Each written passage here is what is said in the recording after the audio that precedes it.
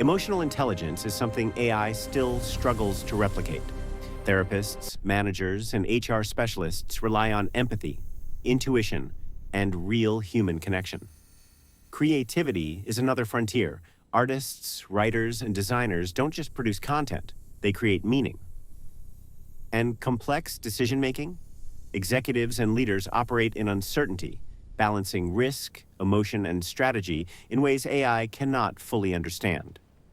These roles are not immune to AI, but they are far from replaceable. While software jobs face disruption, physical and skilled trades tell a different story. Surgeons, nurses, electricians, plumbers, mechanics. These professions require precision, dexterity, and human judgment in real-world environments. AI can assist. It can analyze data, monitor systems, and suggest improvements.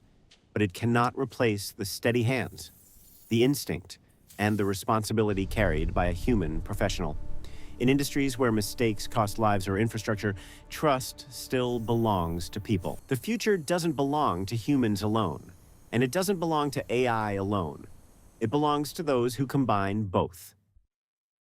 Doctors now use AI to detect diseases earlier than ever before. Financial analysts rely on AI to process massive amounts of data in seconds. Designers use AI tools to expand creativity, not replace it. In this new era, AI becomes an assistant, a multiplier of human ability. The people who thrive will not compete with AI. They will collaborate with it.